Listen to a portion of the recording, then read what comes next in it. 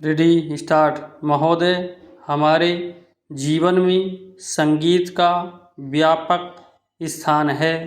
भारतवासियों को अपने प्राचीन युग से अथवा अपने पूर्वजों से शास्त्रीय संगीत के रूप में एक बहुमूल्य निधि मिली है।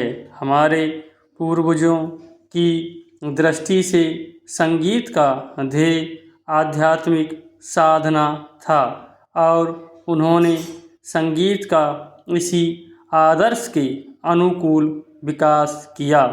हम कह सकते हैं कि हमारे देश में यह कला पूर्णता के शिखर पर पहुंच चुकी थी।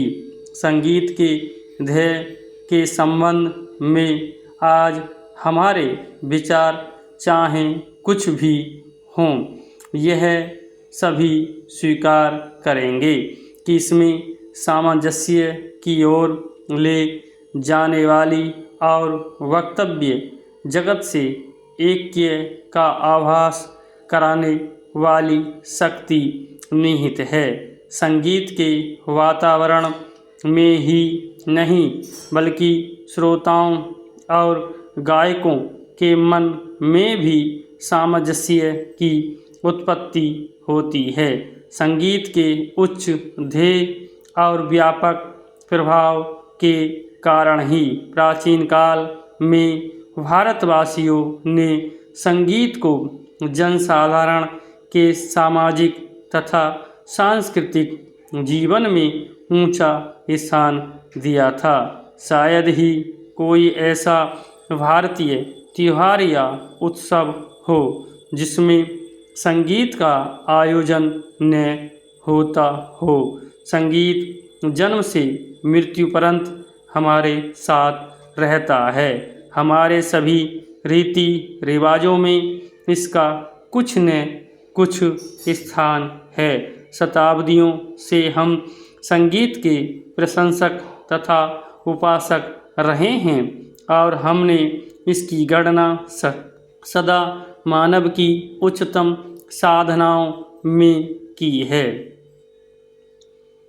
काल के प्रभाव से हम लोगों की रुचि में काफ़ी परिवर्तन हुआ, परंतु शास्त्रीय संगीत उसी प्रकार बना रहा और उसमें कोई विशेष और मौलिक परिवर्तन नहीं हुआ।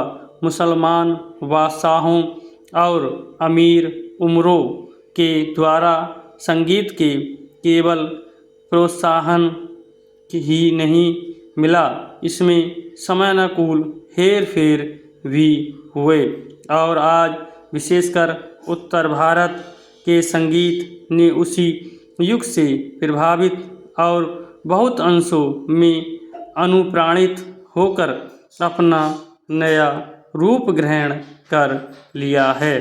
पर जो भी हेर फेर हुए वे हैं ऊपरी पोशाक मात्र ही। भारतीय संगीत शरीर और आत्मा से अभी भी वही प्राचीन शास्त्रीय संगीत बना हुआ है। ऐसी आशा की जाती है कि उसमें अभी भी इतनी शक्ति है कि यह अपने को एक बार फिर आधुनिक वातावरण के अनुकूल बना लेगा। प्राचीन संगीत कला भारतीय रजवाड़ों के दरबारों में उनके आश्रय से पनपती रही।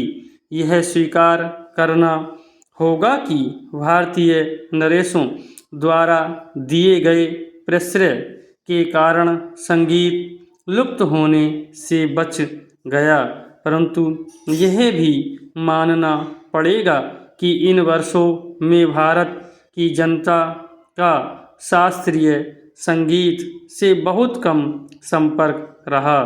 अतः जनता और हमारे परंपरागत सर्वश्रेष्ठ संगीत के बीच एक खाई पैदा हो गई।